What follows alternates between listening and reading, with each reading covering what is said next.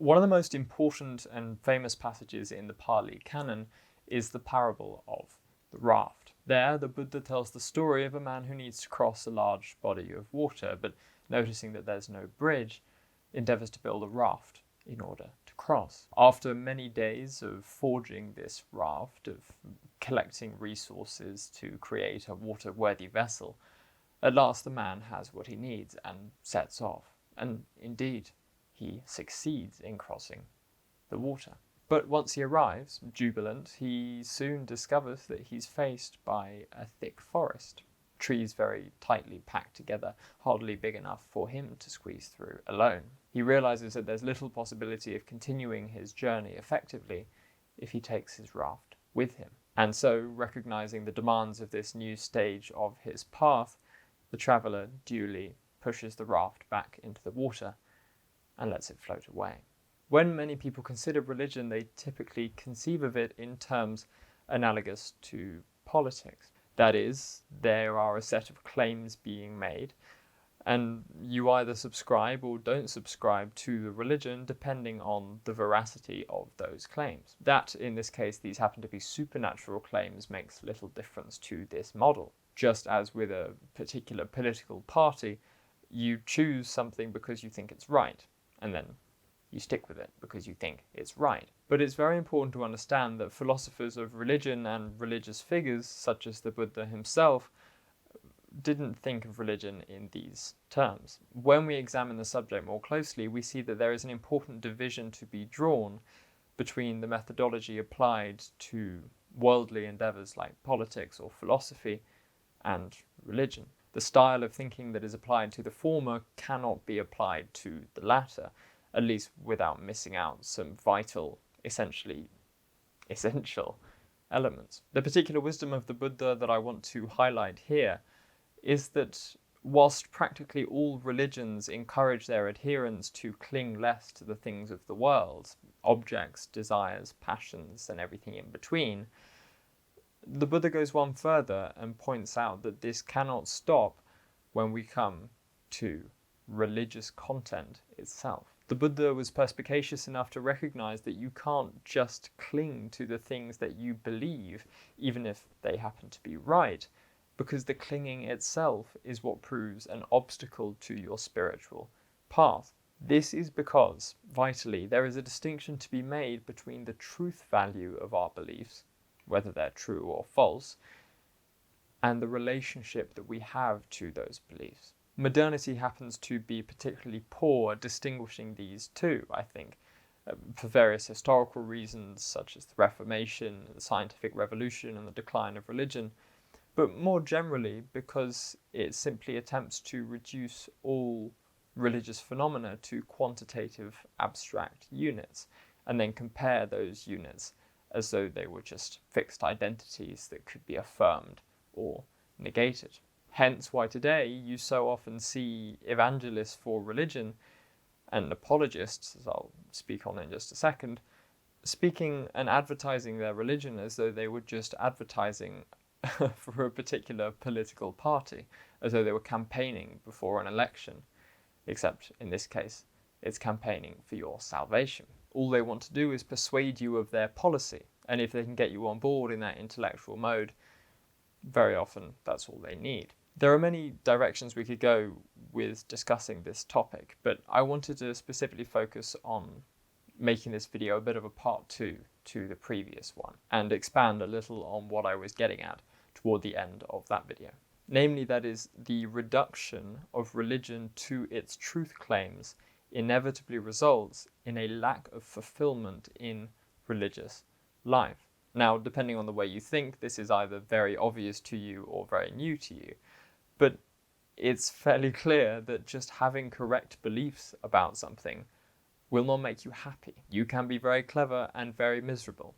In fact, very many very clever people have been very miserable throughout life precisely as a result of their intelligence. As I argued in that last video, however, religion is better understood, far better understood, as a way of life rather than a particular compilation of propositional claims. And what I think in our day and age needs to be re-emphasized is the fact that as a result, religion very often does, and should indeed feel free to, spill over the boundaries demarcated by those logical claims. Yes, to make the same caveat I made in the last video, you should absolutely continue to consider and debate the particular truth claims, everything that is subject to the law of the excluded middle.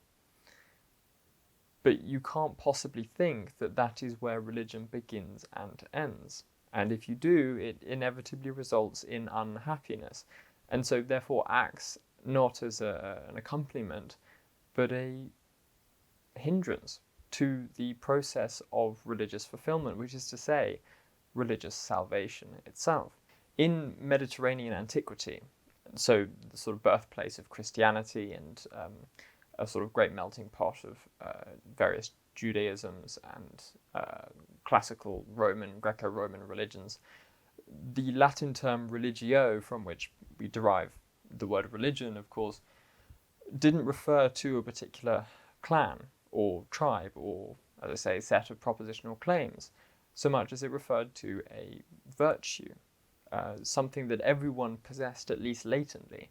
Now, the particular cultus, whence we get the word cult, the particular cultus was your specific form of devotion. And so the particular culti of the various forms of religion that we now demarcate today, the pagans and the Jews and the Christians, would have had differences between them, absolutely. But in performing their devotion through their particular cult, these people were seen to be practicing the virtue of religio. It didn't matter whether you were doing it as a Jew or as a Christian or as a pagan. You were practicing religio to the extent that you were doing your own religion. That was a universal virtue that was seen and embodied in the particular devotional forms of the people within classical antiquity. It's this sort of quiet unity to religious life that I want to highlight, a quiet unity that I do believe abides even through all the particular disputes and disagreements. That is also, incidentally, why a lot of the content that you'll see forthcoming on this channel won't be so dedicated to the more interreligious or interdenominational debates and arguments that I know a lot of other channels happen to be devoted to in the realm of religion. Now, I have no problem whatsoever with these sorts of debates in principle, of course. And, if you get me talking about the particular differences between my Anglo-Catholicism and Roman Catholicism or anything similar, then I'll be yapping for hours, really. But the issue that I do want to highlight is something that pertains to the spirit of these debates. Firstly, and most obviously, a lot of the debates conducted here on YouTube and elsewhere across the internet, and then often in person too, although less so in person, are very often conducted in bad faith. People with different opinions are often just very unkind to their opponents in these debates, not very considerate of their position, hardly being charitable to the point of view that they have, and all these other things that just don't seem very palatable to the sensible viewer. Secondly, and more pertinently for what I'm saying in this video, there seems to be a guiding ethos that often buttresses these kinds of debates, these vicious kinds of debates, that implicitly believes that being religious is a matter of just possessing a catalogue of correct beliefs. And it's this attitude that both gives rise to the rather acerbic, vitriolic attacks between these people, because, there's so much paranoia involved. You don't want your entire religion to slip away because you get something wrong. But then also, more importantly, I think, you risk establishing habits within yourself or dispositions and attitudes that ultimately prove inimical to the process of being religious itself. If we do really believe that religion permeates a whole life, then salvation, which is the end of religion, the end with a capital E, the telos, as Aristotle would say, must necessarily also be universal in nature. It must encompass everything we do, rather than being limited to the contracted, narrowed focus of epistemic discussion. It can't just be a matter of wearing the right badge and being a part of the right team. There must, in the process of salvation, be a real, tangible change and betterment in your virtue. You basically must become a better person in order to exhibit any sort of influence of salvation on your life. To be clear, this isn't at all an endorsement of Pelagianism, the idea that you could be saved without grace, that you could just do it all on your own, climb up the stairway to heaven on your own 2 feet. But it is to say that salvation isn't just something that toggles on or off like an Instagram active status. There is, I fear, an overabundance of binary thinking when it comes to salvation. Either you're in or you're out. In group, out group. And yet, to draw on the Christian tradition in particular, so many church fathers, such as Origen of Alexandria, Gregory of Nyssa, and Maximus the Confessor, all pointed out that salvation is a process of growing in virtue. The process of sanctification is something that will be visible. And so being saved will also be a progress, a movement toward God. And Gregory of Nyssa is particularly apposite in this respect, talking about the soul's epectasis, an outstretching, or almost a kind of ecstasy as the soul moves toward God. There's a dynamism involved, not a matter of standing still, of just flicking a switch and just saying, oh, I'm saved, that's all. Being saved is not, I believe, an instantaneous event, as though you were undergoing a snap substitution or transfer from the losing to the winning team. Being saved is precisely what the grammar of that phrase implies, an ongoing dynamic process, something that suggests you are under construction, as it were, trying to grow in virtue every day, stretching out further and further toward God's infinite horizon of goodness. Or in the context of sin, it's like slowly pulling someone out of quicksand, which is why there's a very real risk of apologetic debates becoming absurdities. You might have, for instance, a Christian and a Muslim who are arguing viciously, horribly, hurling insults and other demeaning words at one another, even ripping pages out of the Quran and eating it, which I'm not making that up, that did actually happen, as I'm sure some of you know. The whole spectacle looks completely ridiculous, because you have 2 people arguing about which is the right path to God, the good who will necessarily embolden you in your compassion and your love and your empathy for the world and for everyone around you. And yet in their conduct and in their behavior, these sorts of people deliberately spread the opposite of these things. They serve as counter-arguments for their own faith, suggesting that actually there's not much efficacious salvation to be found in the particular tradition that they happen to be advertising. Now, thankfully, of course, these aren't the only ambassadors of these faiths, and Christianity and Islam in particular are both beautiful, venerable traditions that do have plenty of better role models. But again, what I'm trying to highlight is the fact that this attitude results from the modern conception of religion as a mere set of arguable claims, something that can just be affirmed or negated in an apologetic or philosophical debate. It's completely enucleated of its real meaning, and so becomes nothing more than a hollow husk, a sort of petty intellectual squabble on the fringes of what a religious life should actually be. It doesn't speak to a coherent, ordered whole where rational, ethical living also blends in with intellectual debate, which also blends in with liturgical living and so on and so forth. All of it moving together as an ordered unity, precisely because life itself moves together as an ordered unity. Everything within your experience occurs within the unified field of your conscious awareness.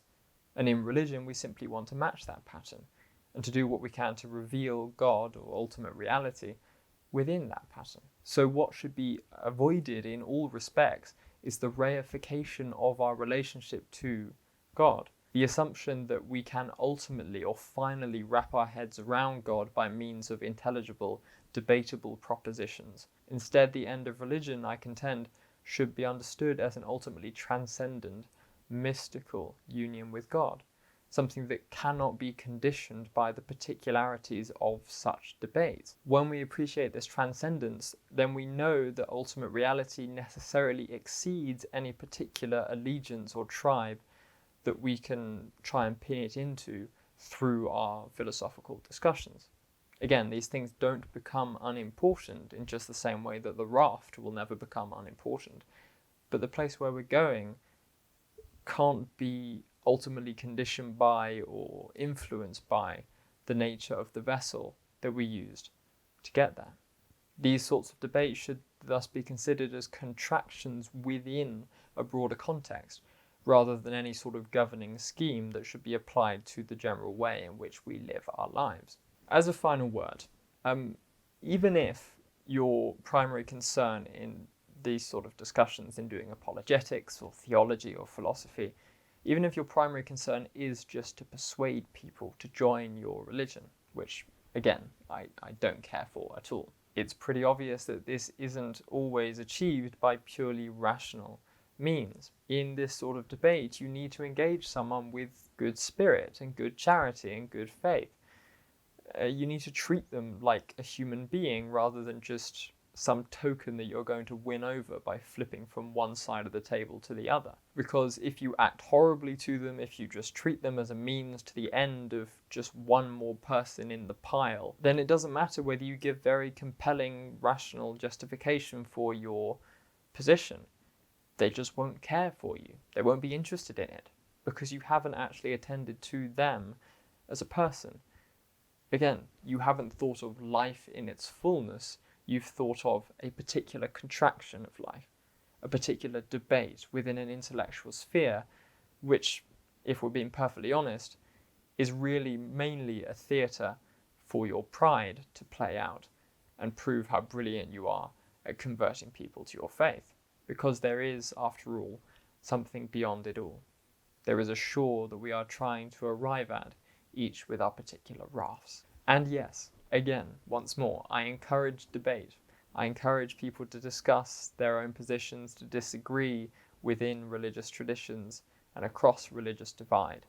Because that's life. It's full of disagreement. It's full of difference and diversity of opinion. We need to have these sorts of debates to know that we're going to have a vessel that is sturdy enough to get us across the water. But there comes a certain point where we have to ask ourselves whether we are truly focused on getting across the water or simply proving that we've got a much better raft than the person next to us. It's a bit of an absurd image to see two people squabbling on the side of the riverbank because they both have working rafts, but they're trying to debate about which one they should both get on in order to get to the other side. If the raft can get you to the other side of the river, that's where you should be headed.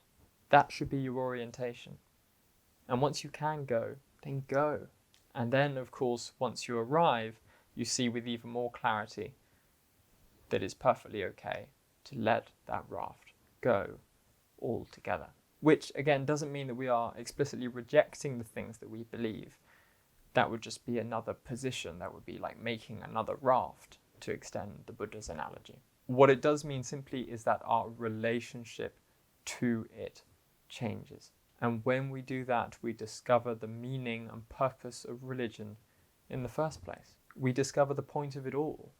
This silent, abiding, permanent unity. This inner peace, which remains quiet at the center of all of our constant chatter. And this can only be found once we are brave enough to relinquish our tight, white-knuckled grip on our rafts and simply sail on to the shore. Thank you for watching. Welcome to everyone who's brand new, who's just subscribed in the past few days. Do comment if you have any opinions, if you disagree with me especially. I love hearing people with different opinions to me. And check out my writing on Substack. That, I think, is higher quality content than what I do here. But again, that's just because I'm biased towards my writing. Anyway, I hope to see you very soon, and take care.